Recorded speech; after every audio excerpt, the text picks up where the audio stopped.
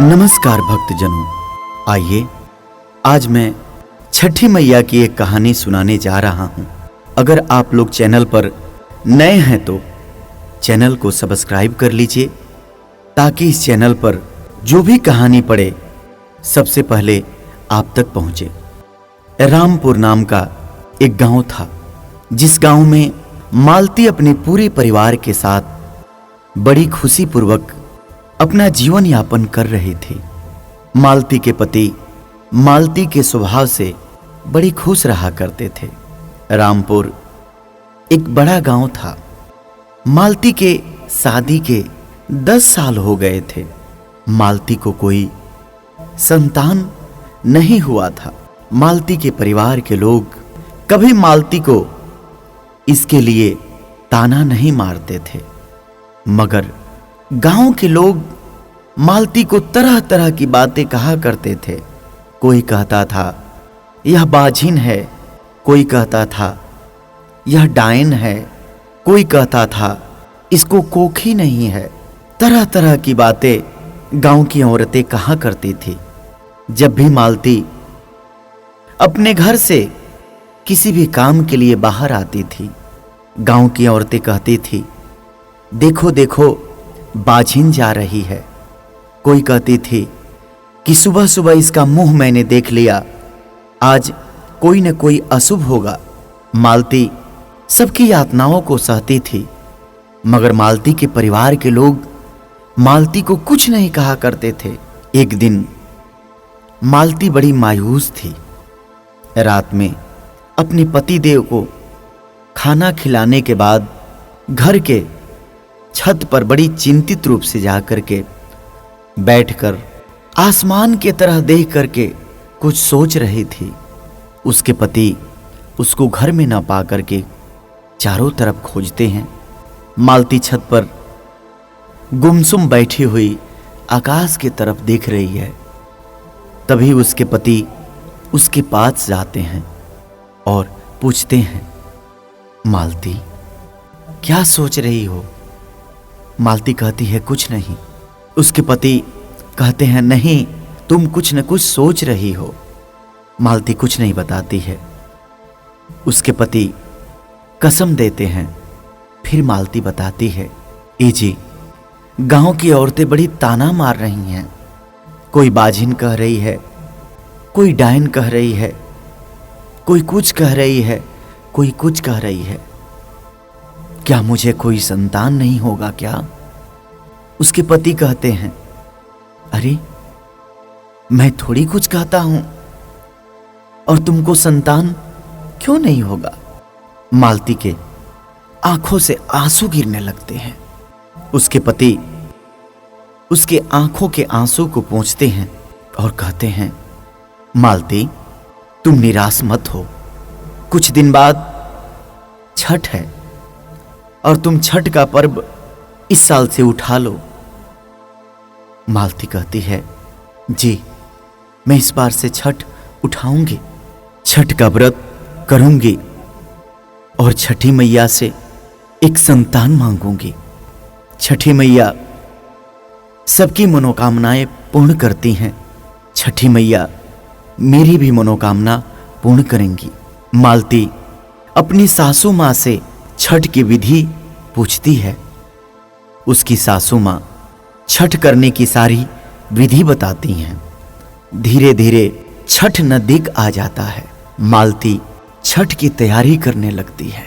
पवित्र मन से मालती छठ का व्रत करती है। निर्जला व्रत करके शाम को छठ के दिन छठ घाट पर पहुंचकर सूर्यदेव महाराज का अर्घ देती है और मां के चरणों में गिर करके मां से संतान के लिए प्रार्थना करती है।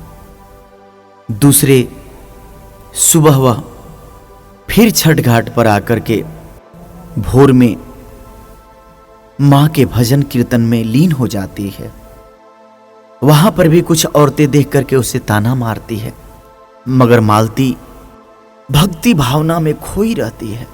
उसे कुछ न दिखाई देता है और कुछ न सुनाई पड़ता है। वह छठी मैया से प्रार्थना करते हुए कहती है कि हे माँ, अगर आप मेरी मन्नत पूर्ण करती हैं तो मैं अगली बार कोसी भरूंगी और धूमधाम से छठ करूंगी। धीरे धीरे सूर्यदेव महाराज जी दिखाई देने लगते हैं। मालती जाकर के तालाब में सूर्यदेव महाराज जी को अर्घ देती है और उनसे भी प्रार्थना करती है, हे सूर्यदेव महाराज जी, अगर आप मेरे कलंक को मिटा देते हैं तो मैं जब तक जीऊंगी तब तक छठ करूंगी और आपको अर्घ दूंगी। वह तालाब से बाहर आती है। उसके पतिदेव गर्म पानी लेकर के खड़े रहते हैं। वह मालती को गर्म पानी देते हैं। मालती गर्म पानी पीती है और कुछ प्रसाद खाती है। फिर वहां से घर आकर के व्रत तोड़ती है, पारण करती है। धीरे धीरे समय बीतने लगता है और छठी मैया सूर्यदेव महाराज जी उसके भक्ति से प्रसन्न होकर उसकी मुराद पूरी करते हैं और मालती के घर पुत्र रत्न की प्राप्ति होती है। मालती बड़ी खुश होती है। उसके घर आजन बाजन बजता है, सोहर मंगल होता है। गांव में यह खबर फैल जाती है कि मालती को पुत्र हुआ है। सभी ताना मारने वाली औरतें चुप हो जाती हैं। मालती की सास, मालती के पति, सब लोग बड़ी प्रसन्न होते हैं। मालती छठ मैया को, सूर्यदेव महाराज जी को मन ही मन स्मरण करती है। मालती की आंखें खुशी के आंसू से भर जाती हैं। यह देख करके उसके पति देव के भी आंखों में खुशी के आंसू छलक उठते हैं। पूरा परिवार खुश होता है और छठी मैया को, आदित्य देव को पूरा परिवार स्मरण करता है। धीरे धीरे छठ का व्रत आ जाता है। इस बार मालती बड़ी धूमधाम से छठ करती है। वह मां से मन्नत मांगते हुए कही रहती है कि अगर मुझे संतान होता है तो मैं धूमधाम से छठ करूंगी और कोसी भरूंगी। वह कोसी की तैयारी करती है और पूरे गांव में न्योता देती है कि छठ के रात्रि में सबको मेरे घर आना है। छठ का दिन आ जाता है। मालती सब तैयारी पूर्ण कर लेती है।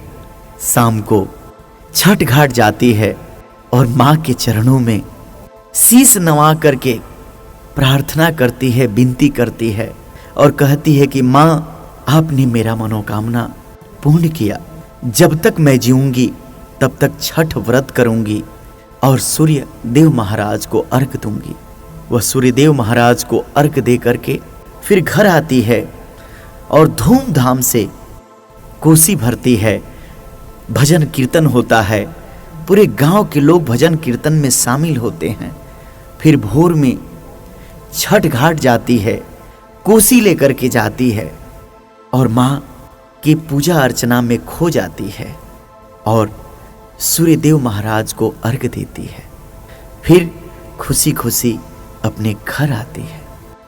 जी हाँ भक्तजनों, जो छठी मैया का व्रत मन से करता है और मां से जो मांगता है, मां उसे पूर्ण करती है।